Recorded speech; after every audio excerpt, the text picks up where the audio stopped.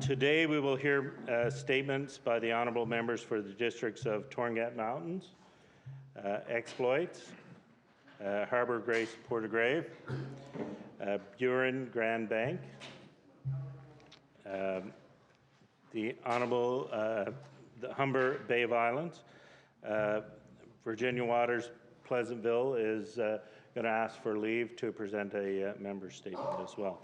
So the Honourable, the member for Torngat Mountains. Thank you, Mr. Speaker. Today I pay tribute to the late Bart Jack Sr. for a lifetime of dedicated service to the Innu of Labrador. His advocacy for Innu rights began in the 1970s. He witnessed the struggles of his people that his people endured, transitioning from their traditional way of life into the communities of Sheshatshiu and Davis Inlet. In 1973, Bart Jack became the first president of the first organization of Aboriginal people in this province, the Native Association of Newfoundland and Labrador. He was a strong advocate for justice and education, both essential to the wellness of his people. He was appointed to the National Parole Board of Canada, given changes to the justice system. He studied law to advocate stronger. Education also was very important to Bart. He wanted Innu children to be able to access education, but he also knew it was critical for education to be determined by the Innu themselves. Bart played a large role in transitioning Innu to their own Innu school board, on which he served as co-chair. From low-level flying to protests at Mossrab Falls, Bart Jack voiced his concerns to make sure Innu were treated fairly. Bart has shaped a prosperous future for his people. His leadership will continue to be felt long after his passing. So please join me today in honoring the late Bart Jack, Innu leader.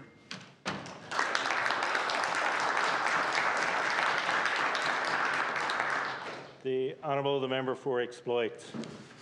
Mr. Speaker, I would like to acknowledge a long-time volunteer of Norris Arm North, Mr. Pleeman Menchington. Mr. Menchington taught for 32 years in Burlington, Ingley, Norris Arm, and Norris Arm North. His summer months, he worked in sawmills as a carpenter and a logger. Mr. Speaker, Mr. Menchington was a faithful volunteer for many years.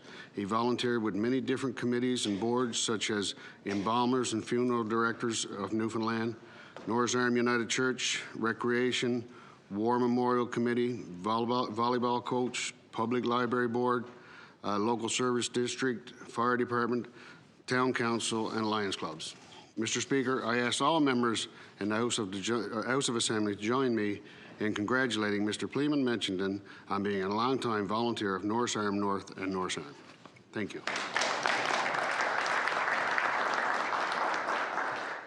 The Honourable member for Harbour Grace, Portagrave.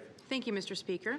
I would like to recognize a talented friend of mine from Harbour Grace, Michael Power, who is no stranger to the arts community here in our province. From a young age, he participated in music and theatre. Following high school, he was hired by Acting Up Entertainment in Gander. It was during this time when Michael decided he would pursue a professional career in the arts. He enrolled in Sheridan's musical theatre performance program in Ontario, where he trained with some of the country's best performers. He was employed by Deerhurst Resort before joining Celebrity Cruise Lines, performing for international audiences. After 2 years in countries such as Italy, Turkey, and Greece, Michael wanted to take his skills and talent back home here to Newfoundland and Labrador, and you may have seen him perform on stage with Spirit of Newfoundland and the annual review sketch comedy produced by Rising Tide Theatre. In 2012, he was casted as one of the province's favorite musicians, Harry Hibbs. Michael is currently with Tara Bruce Productions, which will be touring and featuring the Newfoundland-based musical No Change in the Weather. Mr. Speaker, we're proud of Michael Power's accomplishments and grateful to have him share his talent right here at home in Newfoundland and Labrador. Thank you. The Honourable the member for Burin, Grand Bank. Thank you, Mr. Speaker.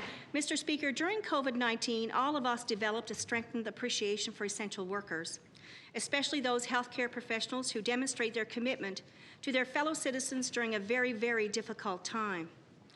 But one young boy from my from Burin in my district of Burin-Grand Bank came up with his own unique way of paying homage to the women and men who daily risk their own safety to protect our health. For 77 consecutive days, 8-year-old Andrew Billard would set up his drums on his deck at the very time many essential workers were headed home for the day.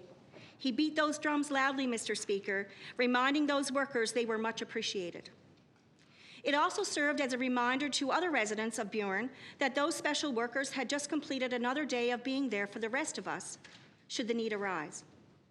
I know his parents, Shauna and Ryan Billard, as well as his sister Emily and his grandparents Ian and Janine Edwards, and Mike and Judy Billard are very, very proud of Andrew.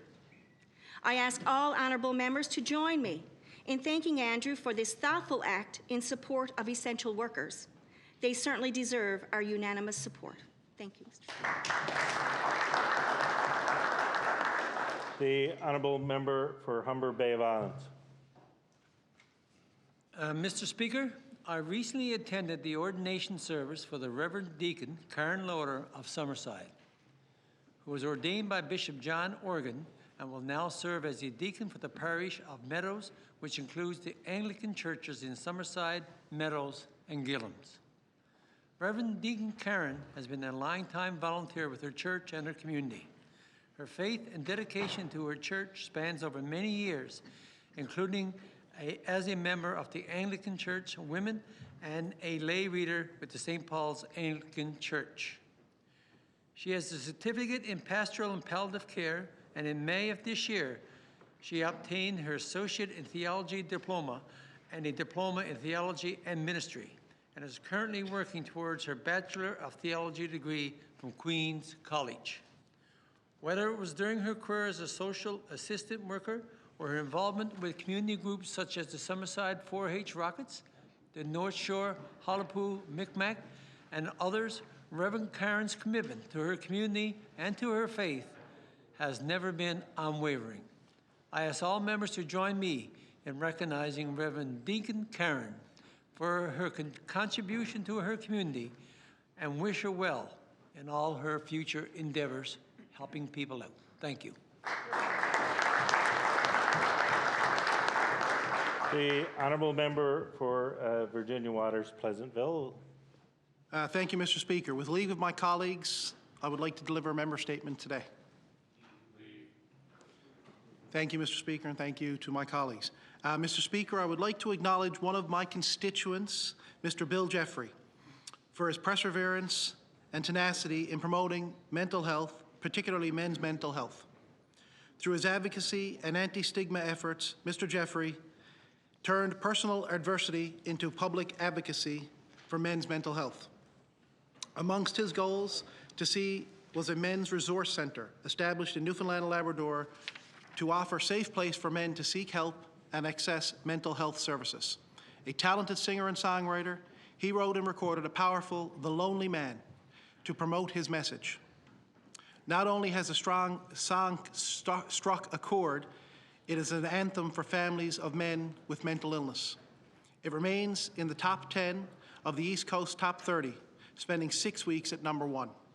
Mr. Jeffrey left his 10-year career in the IT sector, earning a master's degree in counseling psychology from Memorial University. He's asking people to support his effort and the Lonely Man Project by sharing his song and keeping the conversation going. I ask all honourable members in this House of Assembly to join me in celebrating his efforts and recognize his dedication to enhancing the help and access for mental health services in our province. Thank you, Mr. Speaker.